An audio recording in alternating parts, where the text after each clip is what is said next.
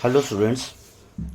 बेटा हम लोगों ने कल 10th क्लास का कर रहे थे केमिकल रिएक्शन एंड इक्वेशन। तो मैंने कल केमिकल रिएक्शन और उसकी कैरेक्टरिस्टिक्स बता दी थी कल की वीडियो में। एक बार क्विक रिकैप कर लेते हैं मैंने कल क्या क्या बताया था। केमिकल रिएक्शन क्या होता है कि जब भी कोई दो रिएक्टेंट्स दो या दो से ज़्यादा मिलकर कोई प्रोडक्ट फॉर्म करते हैं, that is a chemical reaction, जिसमें कि उस प्रोडक्ट की जो प्रॉपर्टीज़ हैं वो चेंज हो जाती हैं। तो केमिकल चेंज के इक्विवेलेंट ही है। आपको एग्जांपल दिए थे magnesium plus oxygen, magnesium oxide, carbon dioxide का फॉर्म होना, जिसके I plus PB nitrate, lead nitrate, तो लेड आयोडाइड बनेगा, प्रेसिपिटेट रिएक्शन होगी। इसके बाद में हम लोगों ने बात की थी कैरेक्टरिस्टिक क्या क्या होते हैं। उसका कलर चेंज हो सकता है। ये इक्वेशन थी, यहाँ ब्लू से ग्रीन हो गया। ये इक्वेशन थी जिसमें वाइट से ये येलो लेड ऑक्साइड में कन्वर्ट हो गया, सिल्वर ग्रे से ब्लैक में कन्वर्ट हो जाएगा, ब्लैक कोटिंग जो आ जाती है। प्रेसिपिटेट फॉर्मेशन होना, प्रेसिपिटेट एक इनसॉल्युबल सॉल्ट है जो किसी भी केमिकल रिएक्शन में फॉर्म हो सकता है। तो जैसे KI प्लस लेड नाइट्रेट से लेड आयोडाइड का प्रेसिपिटेट फॉर्म हुआ था जो कि येलो कलर का था। ये आपकी इमेज लगी हुई है। बेरियम क्लोराइड और सोडियम सल्फेट को रिएक्ट कराएंगे तो हमारे पास BaSO4 का एक प्रेसिपिटेट फॉर्म होगा, that would be white in colour. अगर मैं बात करूँ FeCl3 की NH4OH के साथ में जो रिएक्शन है, FeOH whole thrice ferric hydroxide, जिसका ब्लैक PPT होता है, प्लस अमोनियम क्लोराइड फॉर्म होगा। इसकी स्टेट चेंज हो सकती है। कार्बन डाइऑक्साइड का फॉर्म होना, वो स्टेट चेंज हो रही है, सॉलिड से गैस में कन्वर्ट हो रहा है। हाइड्रोजन और ऑक्सीजन रिएक्ट करेंगे गैसेस स्टेट में तो लिक्विड फॉर्म में वाटर को बनाते हैं। टेम्परेचर चेंज हो सकता है। जैसे आप कैल्शियम कार्बोनेट को हीट करते हो तो calcium oxide plus carbon dioxide मिलता है। कैल्शियम ऑक्साइड को आप वाटर के साथ में मिक्स करोगे तो कैल्शियम हाइड्रोक्साइड मिलेगा। Quick lime to slake lime conversion, that is a exothermic reaction. Gas evolve हो सकती है। Zn की आपने HCl के साथ में रिएक्शन कराई तो ZnCl2 बना सॉल्यूशन में और हाइड्रोजन गैस रिलीज होगी। कल मैंने बताया था कि ये जो आपका टेस्ट ट्यूब है, ऊपर से हाइड्रोजन गैस रिलीज हो रही है। अगर आप जलती हुई मैच स्टिक को यहाँ mouth of the test tube के पास में लाओगे तो it will burn with a pop sound. ये उसका टेस्ट है। आप NaHCO3 बेकिंग सोडा को हीट करते हो तो Na2CO3 मिलता है, साथ में कार्बन डाइऑक्साइड इवॉल्व होती है और इस कार्बन डाइऑक्साइड की वजह से ही खाना सॉफ्ट और फ्लफी हो जाता है। लेड नाइट्रेट को हीट करो तो ये चीज़ें फॉर्म होती हैं। कार्बन डाइऑक्साइड का टेस्ट है कि कार्बन डाइऑक्साइड जलती हुई तिल्ली अगर आप टेस्ट ट्यूब के पास में लाओगे तो उसे बुझा देगा, या फिर अगर मैं कार्बन डाइऑक्साइड को लाइम वाटर से पास कराता हूँ तो वो उसका कलर जो है मिल्की कर देगा। किसकी वजह से? क्योंकि कैल्शियम कार्बोनेट का एक वाइट प्रेसिपिटेट वो फॉर्म कर देता है। तो ये सब मैंने कल बताया था। आज हम लोग बात कर लेते हैं बैलेंसिंग केमिकल इक्वेशन की। अब इक्वेशन बैलेंस क्यों की जाए, सबसे पहला तो क्वेश्चन ये है। इक्वेशन बैलेंस इसलिए की जाती हैं क्योंकि आपने लाइन में पढ़ा था a chemical equation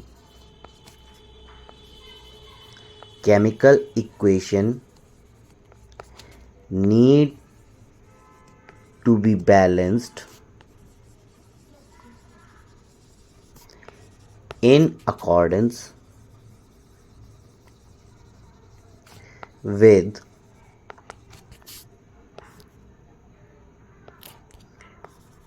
law of conservation of mass. 9th class में पढ़ा था। इसका प्रैक्टिकल भी था जिसमें आपको law of conservation of mass prove करना था। उसमें आपने क्या किया था कि total mass of the reactant is equal to the total mass of the product. ये तो इसकी वजह से ही आपको कोई भी इक्वेशन जो है बैलेंस करनी पड़ती है। अब यहाँ पर मैं बैलेंस हम लोग जो करते हैं वो करते हैं हिट एंड ट्रायल मेथड से। देखिए सबसे पहली इक्वेशन हम लिखते हैं Fe प्लस H2SO4, ये प्रोवाइड कर रहा है आपको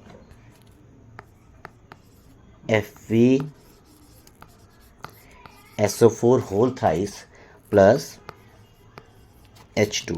अब सबसे पहली इम्पॉर्टेंट चीज़ ये है कि आप मॉलिक्यूलर लेवल पे कुछ भी चेंज नहीं करोगे। मींस जो भी आपको नंबर फॉर्म करना है वो आप पहले लगा सकते हो, मॉलिक्यूलर लेवल पे फॉर्मूले को चेंज नहीं करोगे। अगर मैं बात कर रहा हूँ H2SO4 की तो मुझे जो भी चेंज करना है वो मैं शुरू में लगा सकता हूँ, ठीक है। जैसे SO4 होल थ्राइस है, दैट मीन्स कि यहाँ पर कम से कम 3 लगेगा। यहाँ पर 3 लगाने का मतलब है हाइड्रोजन कितने हो गए? हाइड्रोजन भी 3 हो गए, ये 3 यहाँ पे लगा दीजिए, ये इक्वेशन हो गई balance. Actually total mass of the reactant अगर प्रोडक्ट के इक्वल है तो तभी आ पाएगा, अगर जो equation atom number of atoms जो हैं हर एक एलिमेंट के वो बराबर होंगे दोनों साइड पे। दूसरा है CH4 प्लस O2 और ये बनाएगा CO2 प्लस H2O, इसको बनाता है। इसकी जो इक्वेशन आएगी कि CH4 और O2, C1 है, इधर भी 1 है, ये बैलेंस्ड है, H4 है, यहाँ 2 है, तो मैं यहाँ 2 लगा देता हूँ। यहाँ 2 लगाने का मतलब है हाइड्रोजन 4 हो गए, ऑक्सीजन 2 हो गए, इधर भी 2 है, ये इक्वेशन हो गई हमारी बैलेंस्ड।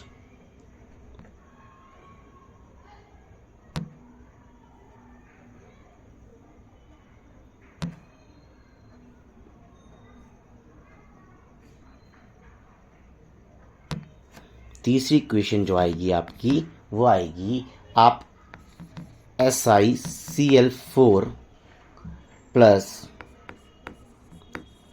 H2O ये प्रोवाइड कर रहा है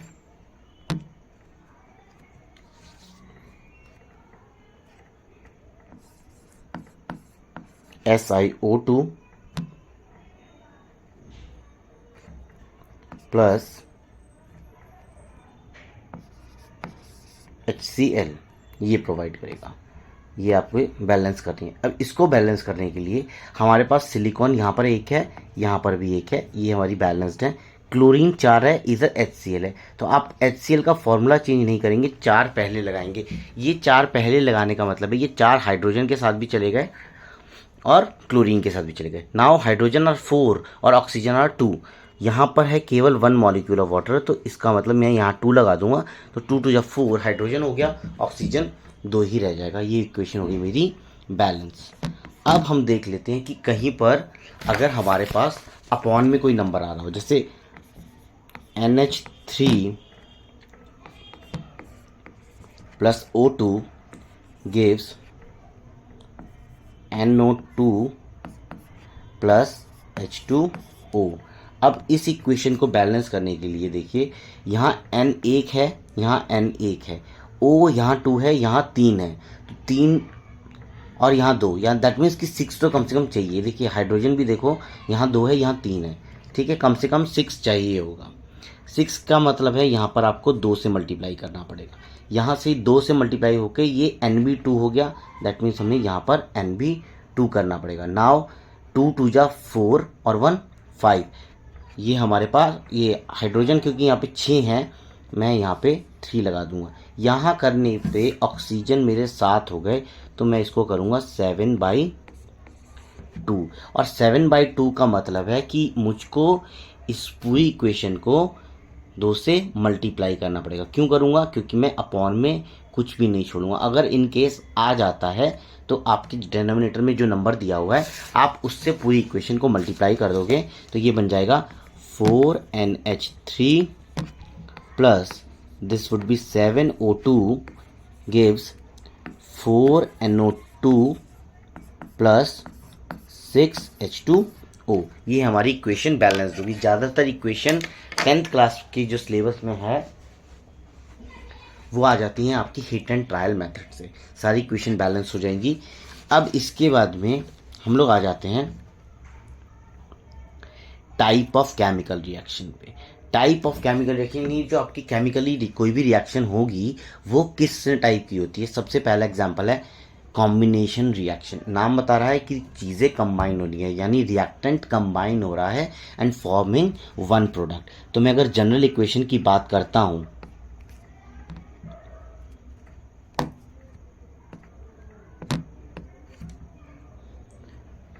तो हमारे पास जो आएगा दैट वुड बी ए और बी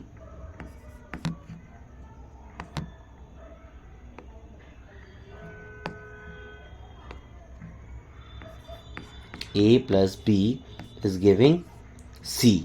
तो आपके पास एक सिंगल प्रोडक्ट फॉर्म होगा। 2 और more than 2 reactants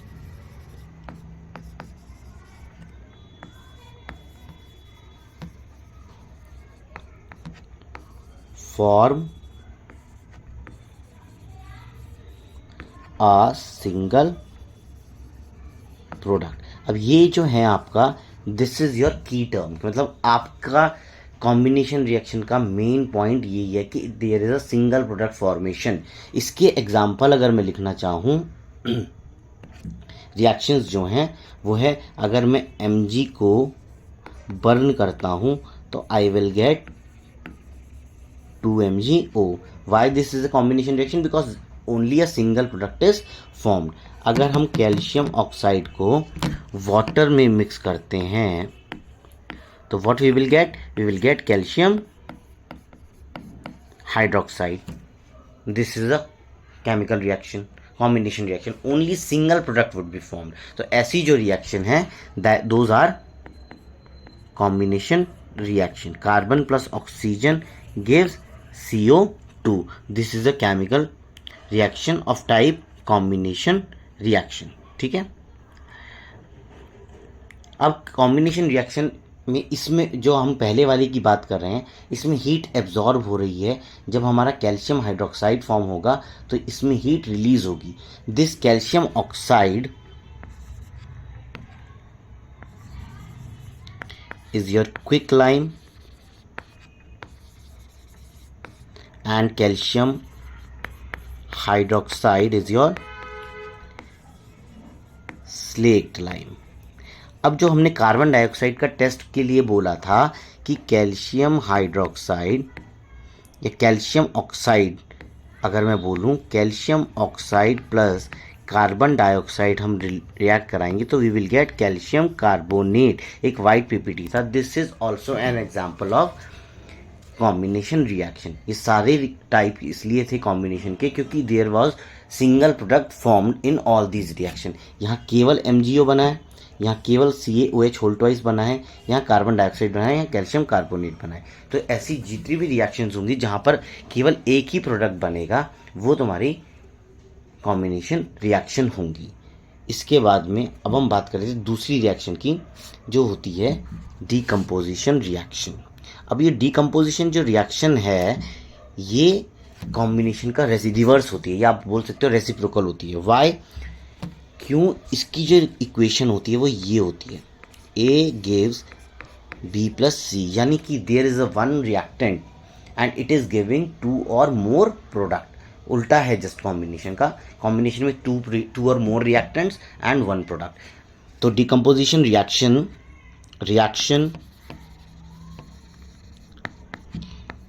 in which one reactant gives 2 or more products। Just उल्टा है कॉम्बिनेशन का। This is the reason it is the reverse of combination reaction. अब जो डिकम्पोजिशन रिएक्शन है ये अलग अलग टाइप की होती है। पहली होती है, इसके पार्ट पहला होता है थर्मल डिकम्पोजिशन। अब जो थर्मल डिकम्पोजिशन होता है इसमें डिकम्पोजिशन यानी ब्रेक होना, किसी भी चीज़ का ब्रेक होना बाय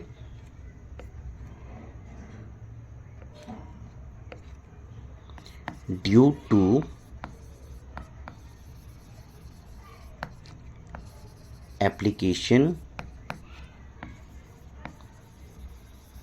ऑफ हीट के अप्लाई होने की वजह से ही डिकम्पोज होता है। जैसे मैं कैल्शियम कार्बोनेट को अगर हीट कर देते हैं हम लोग तो हमको मिलता है calcium oxide plus carbon dioxide. Same with zinc carbonate, आप जिंक कार्बोनेट को हीट कीजिए तो क्या मिलेगा आपको? Zinc oxide plus carbon dioxide. देखो जहाँ जहाँ तुम्हारे पास कार्बोनेट होगा कार्बन डाइऑक्साइड ज़रूर आएगा। ठीक है। इसके अलावा डिकम्पोजिशन का ही एक पार्ट है, इसमें एक रिएक्शन और लिखो, 2 रिएक्शन और लिखो।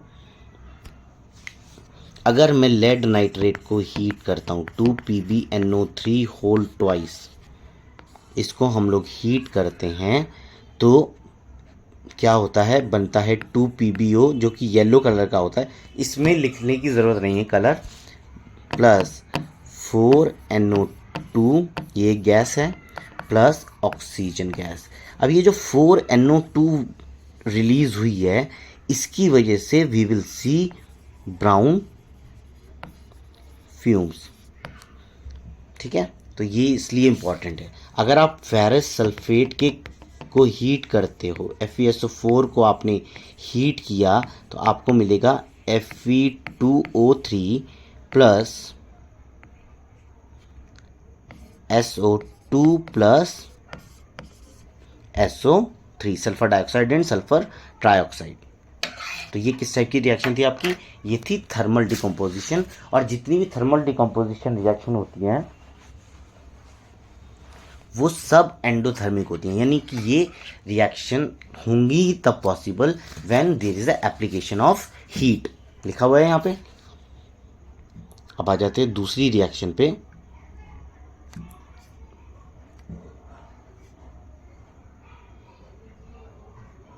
दूसरी रिएक्शन का नाम है फोटोलिटिक डिकम्पोजिशन। अब इसमें जो डिकम्पोजिशन होता है वो होता है आपका ड्यू टू सनलाइट। ये दो प्रोडक्ट्स में होता है जो कि ब्लैक एंड वाइट फोटोग्राफी में यूज़ किए जाते हैं। आपका सिल्वर क्लोराइड, जो इसका कलर जो है वाइट है, ये जब सनलाइट की प्रेजेंस में आता है तो ये डिकम्पोज हो जाता है Ag में और Cl2 में। तो इसका कलर पूछ लिया जाता है, this is white in colour and this is grey. तो सिल्वर का कलर ग्रे होता है। सेम है सिल्वर ब्रोमाइड। सिल्वर ब्रोमाइड जब सनलाइट की प्रेजेंस में आता है तो ये ब्रेक हो जाता है सिल्वर प्लस ब्रोमीन गैस में। गैस को आप अपवर्ड एरो से शो कर सकते हो। इसी का रीज़न है कि ये दोनों ही डार्क कलर्ड बॉटल में स्टोर करके रखे जाते हैं। Both silver chloride and silver bromide are stored in dark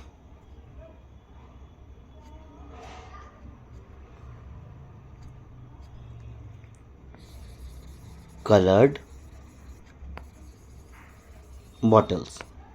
इसके अलावा जो तीसरी टाइप है आपकी इलेक्ट्रोलिसिस। अब जो इलेक्ट्रोलिसिस में डिकम्पोजिशन हो रहा है वो होगा decomposition due to electric current.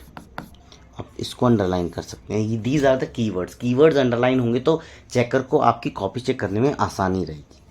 इसकी जो रिएक्शन है, इलेक्ट्रोलिसिस 8th में भी पढ़ा है। दो इलेक्ट्रोड्स होते हैं, कैथोड एंड एनोड। कैथोड के ऊपर कैसा चार्ज होता है? Cathode is negatively charge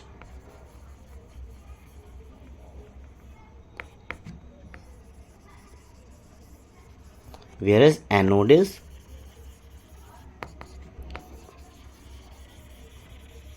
positively charged। अब जब इलेक्ट्रोलिसिस किया जाएगा तो जो आपके पास मेटल्स हैं जो पॉजिटिव चार्ज के होते हैं वो हमेशा जाके नेगेटिव चार्ज इलेक्ट्रोड के ऊपर जाएंगे। दैट मीन्स कैथोड के ऊपर जाके डिपॉजिट होंगे। फॉर एग्जांपल अगर मैं लिखता हूँ CuSO4 और मैंने CuSO4 का इलेक्ट्रोलिसिस किया है, यानी इलेक्ट्रिक करंट जो है इसमें से पास किया है, तो it will break into Cu2 plus plus SO4 2 minus. ठीक है, no need to remember the valencies. आपको केवल इतना याद रखना है कि कौन से के ऊपर चार्ज जो है पॉजिटिव है और कौन से के ऊपर नेगेटिव है। तो Cu2 प्लस किस पे जाएगा? प्लस जाएगा कैथोड के ऊपर। वैसे भी आप लोगों ने पढ़ा है कि जो मेटल होता है वो हमेशा कैथोड के ऊपर जाता है और ये जाएगा एनोड के ऊपर, क्योंकि अपोजिटली चार्ज जो पार्टिकल्स होते हैं वो अट्रैक्ट करते हैं। तो पॉजिटिव नेगेटिव की तरफ अट्रैक्ट होगा और नेगेटिव जो है पॉजिटिव इलेक्ट्रोड की तरफ। ये आप लिख लो, याद रहेगा।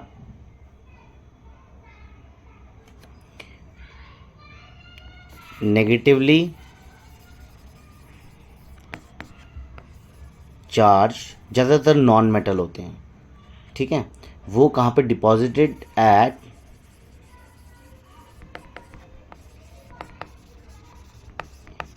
एनोड और positively charge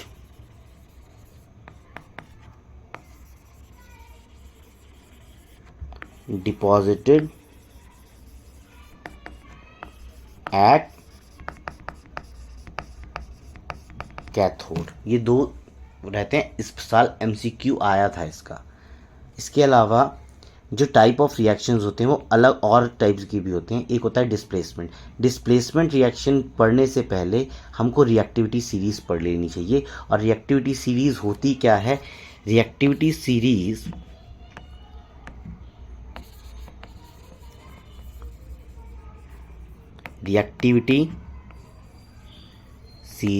is a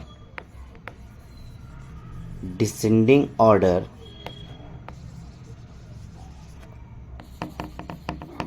arrangement of metals as per their reactivity। और रिएक्टिविटी का मतलब है कि वो कितनी रेडिली दूसरे सामने वाले जो एलिमेंट है उससे रिएक्ट कर पा रहा है, वो रिएक्टिविटी होती है। तो सबसे ज़्यादा रिएक्टिव जो होता है दैट इज़, इसकी जो सीरीज़ रहेगी, please stop calling me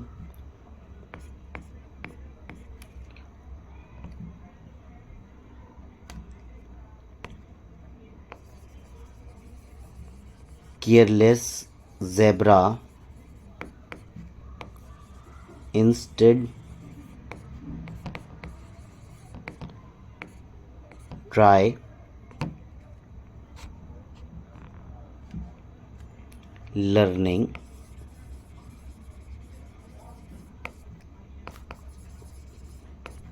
how copper saves gold। तो अब प्लीज से आपके पास आ जाता है पोटेशियम के, stop is sodium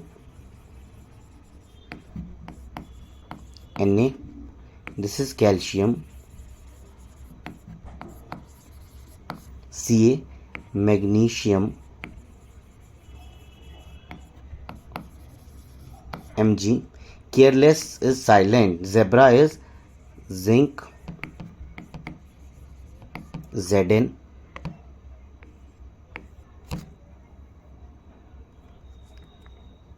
instead is iron Fe, try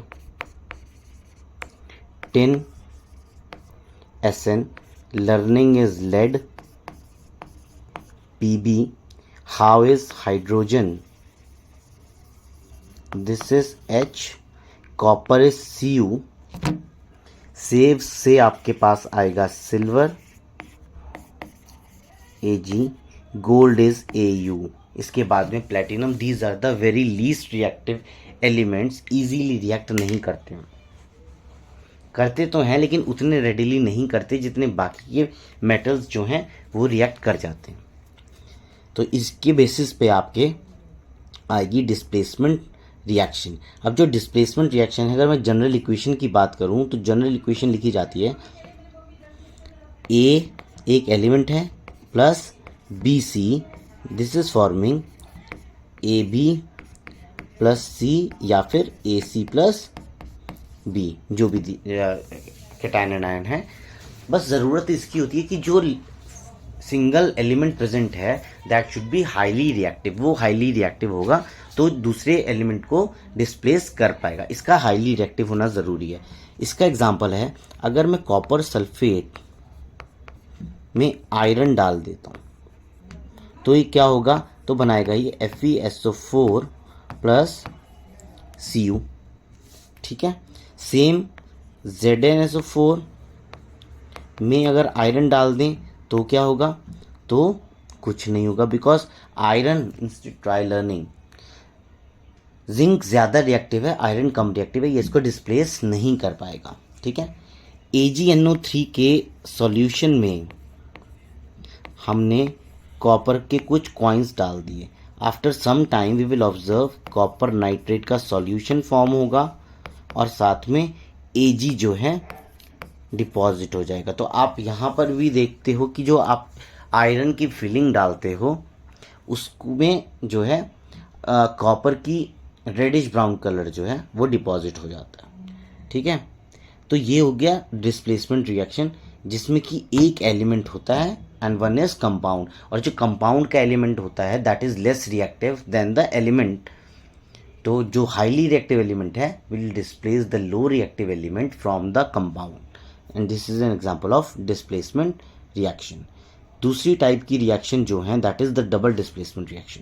double displacement reaction का मतलब है generally there is a exchange of ion take place, exchange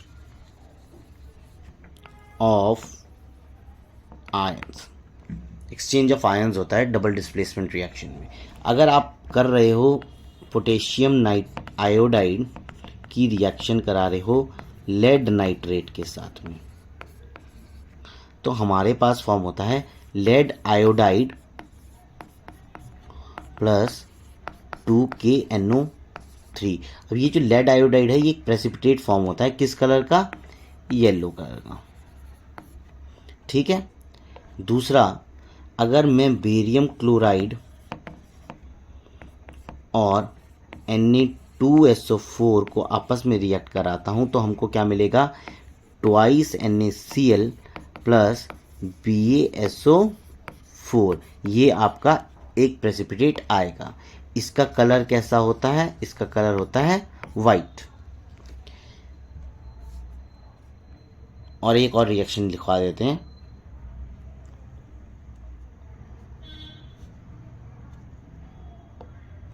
अगर मैं फेरिक क्लोराइड में अमोनियम हाइड्रोक्साइड की रिएक्शन कराता हूं तो हमारे पास फॉर्म होता है FeOH होल थ्राइस, जिसका जो कलर है दैट इज ब्लैक। अब मैं यहाँ ब्लैक कलर तो यूज़ नहीं कर सकता इसलिए हमने ब्लैक लिख दिया, प्लस 3NH4Cl। अब ये NH4Cl क्या है, अमोनियम क्लोराइड। इसकी जो कैरेक्टरिस्टिक्स है मेन वो ये है कि ये सब्लाइम कर जाता है। सब्लिमेशन मतलब कि जो सॉलिड से डायरेक्टली गैस में कन्वर्ट हो जाए।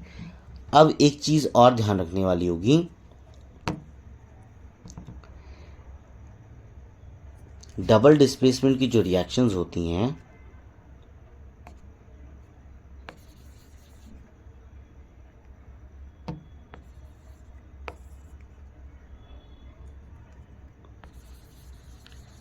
डबल डिस्प्लेसमेंट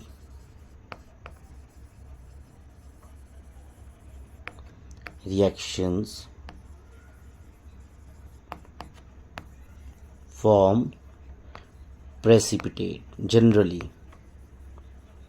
और प्रेसिपिटेट क्या है, मैं कल बताया था, एक इनसॉल्युबल कंपाउंड होता है जो सॉल्यूशन के साथ में मिक्स नहीं होगा। ठीक है। तो ये मेन 4 टाइप की रिएक्शंस थी। इसके अलावा भी टाइप ऑफ रिएक्शंस हैं। एक होगी एक्सोथर्मिक रिएक्शन। एक्सोथर्मिक रिएक्शन इसका मतलब हीट रिलीज्ड, यानी रिएक्शन से हीट रिलीज की गई है। ठीक है। तो that is the exothermic reaction.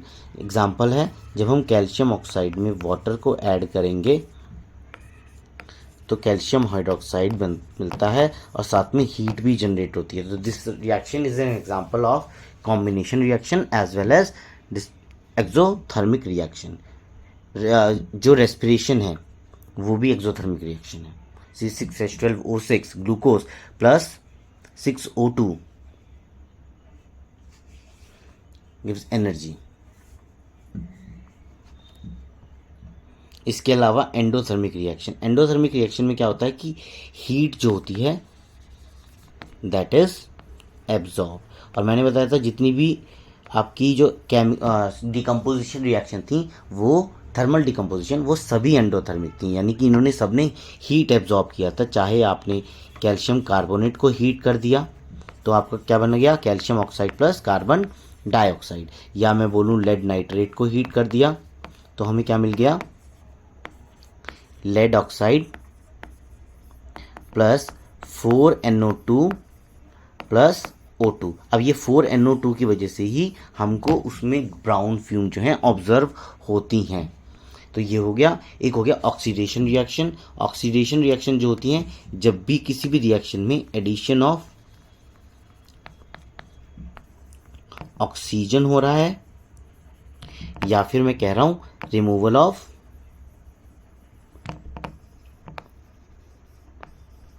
Hydrogen हो रहा है, कोई भी एक चीज़ होगी तो दैट इज ऑक्सीडेशन रिएक्शन।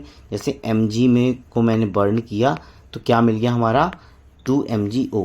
अब ये कॉम्बिनेशन रिएक्शन तो थी, इसको आप ऑक्सीडेशन भी बोल सकते हो क्योंकि ऑक्सीजन इसमें ऐड हुआ है। आपने कॉपर को जलाया तो क्या बना, कॉपर ऑक्साइड, ये ऑक्सीडेशन रिएक्शन है। जहाँ ऑक्सीडेशन एडिशन होगा ऑक्सीजन का, उसको हम लोग बोलेंगे ऑक्सीडेशन रिएक्शन। ठीक है, इसके अलावा next is reduction reaction, just in reciprocal होती है, एडिशन ऑफ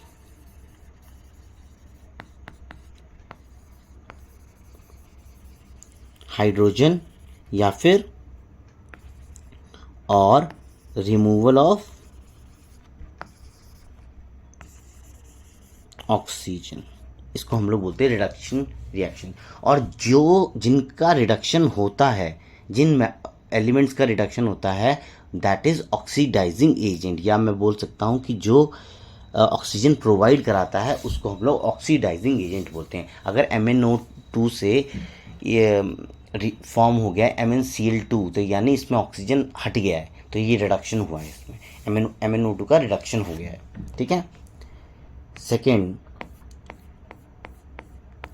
आपका टॉपिक है corrosion.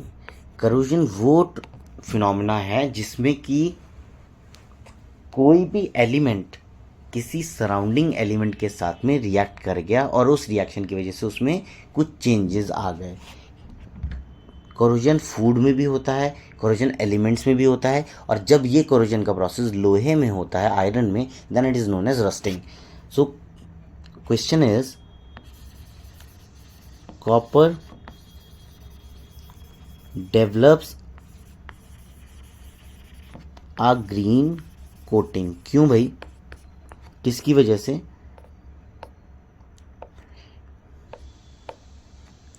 Due to the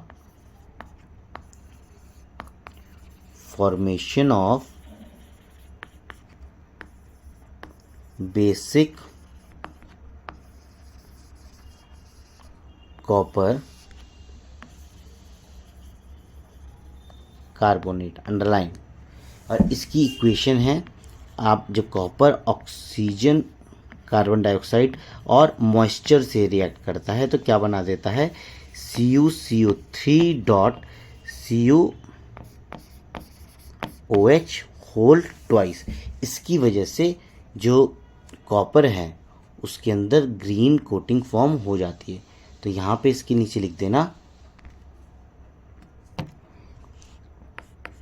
green coating इसकी वजह से हो जाती है। ठीक है, नेक्स्ट क्वेश्चन है, silver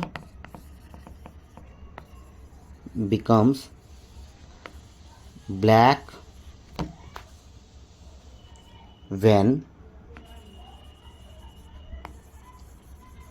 exposed to air। Same phenomena है कोरोजन की वजह से, लेकिन जो प्रोडक्ट है वो कुछ और बनता है। सिल्वर जब रिएक्ट कर जाता है, हवा में प्रेजेंट है हाइड्रोजन सल्फाइड से। अब नॉर्मली ये रिएक्शन नहीं होगी, वाई, बिकॉज जो this is H2S,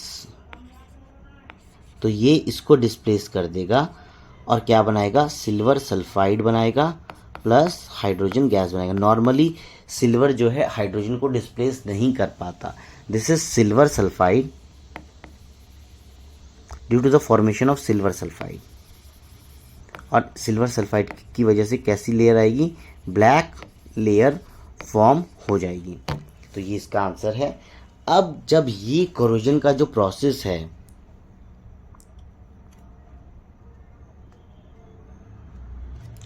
when the process of corrosion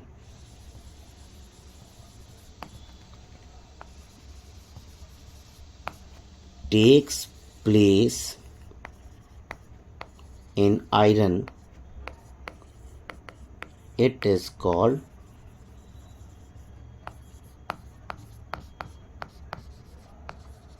rusting. और केमिकली रस्ट का जो फॉर्मूला है, रस्ट जो है दैट इज Fe2O3.XH2O। इसको हम लोग बोलते हैं हाइड्रेटेड फेरिक ऑक्साइड। ठीक है। अब जब ये कोरोजन का जो प्रोसेस है ये खाने के आइटम में होता है तो उसको हम लोग बोलते हैं रेंसिडिटी, जिसमें कि खाने का जो टेस्ट और उसकी जो क्रिस्पीनेस है वो चेंज हो जाती है। तो इसको बचाने के लिए हम खाने को नाइट्रोजन गैस से फ्लश करते हैं। जो पैकेट्स होते हैं चिप्स वगैरह के, आपने देखा होगा उन पे गैसेस ज़्यादा होती हैं, तो वो नाइट्रोजन गैस होती है जिसकी वजह से फर्दर रिएक्शन वो रोक देता है ऑक्सीजन के साथ में, और खाने की जो चीज़ें हैं वो रैंसिड नहीं हो पाती। तो पहले चैप्टर में ये सारी चीज़ें थी। नेक्स्ट वीडियो में जो डालूंगा उसमें कुछ क्वेश्चंस इस चैप्टर से रिलेटेड जो आपके पूछे जा सकते हैं वो डालूंगा। Thanks for watching, have a nice day.